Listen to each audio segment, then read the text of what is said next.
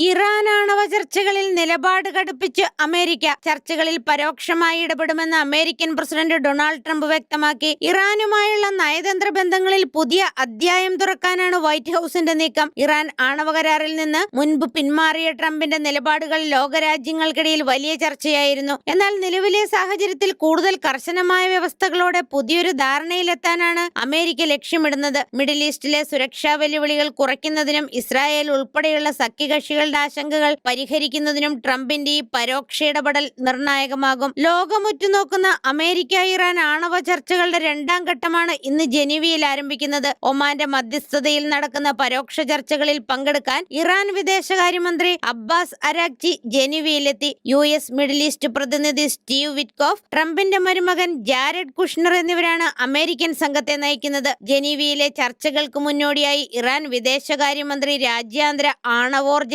Agency മേധാവി Rafale ഗ്രോസിയുമായി കൂടിക്കാഴ്ച നടത്തി. ഫെബ്രുവരി 6-ന് മസ്കറ്റിൽ നടന്ന ഒന്നാം ഘട്ട ചർച്ചകളുടെ തുടർച്ചയായാണ് ഇന്നത്തെ കൂടിക്കാഴ്ചകൾ. ഇറാന്റെ ആണവ സമ്പുഷ്ടീകരണം പൂർണ്ണമായും അവസാനിപ്പിക്കണമെന്നാണ് അമേരിക്കയുടെ ആവശ്യം. വരും ദിവസങ്ങളിൽ യൂറോപ്യൻ രാജ്യങ്ങളുമായി ചേർന്ന് ഇതിനുള്ള രൂപരേഖ തയ്യാറാക്കുമെന്നാണ് സൂചന. എന്നാൽ സമാധാനപരമായ ആവശ്യങ്ങൾക്കായി ആണവോർജം ഉപയോഗിക്കാൻ തങ്ങൾക്ക് അവകാശമുണ്ടെന്ന് ഇറാൻ വാദിക്കുന്നു. സാമ്പത്തിക ഉപരോധങ്ങൾ നീക്കിയാൽ മാത്രമേ വിട്ടുവീഴ്ചകൾക്ക് തയ്യാറാവൂ എന്നാണ് ഇറാന്റെ നിലപാട്. അതേസമയം ഗൾഫ് മേഖലയിൽ അമേരിക്ക സൈനിക സാന്നിധ്യം ശക്തമാക്കിയിരിക്കുകയാണ്. ചർച്ചകൾ പരാജയപ്പെട്ടാൽ സൈനിക നടപടി ഉണ്ടാകുമെന്ന് ഡൊണാൾഡ് ട്രംപ് നേരത്തെ മുന്നറിയിപ്പ് നൽകിയിരുന്നു. ഇസ്രായേൽ പ്രധാനമന്ത്രി ബെഞ്ചമിൻ നെതന്യാഹുവും ഇറാന്റെ ആണവ നിലയങ്ങൾ തകർക്കണമെന്ന നിലപാടിൽ ഉറച്ചു നിൽക്കുകയാണ്. ഈ സാഹചര്യത്തിൽ ജനീവയിൽ നടക്കുന്ന ചർച്ചകൾ പശ്ചിമേഷ്യയിലെ സമാധാനത്തിന് നിർണായകമാകും.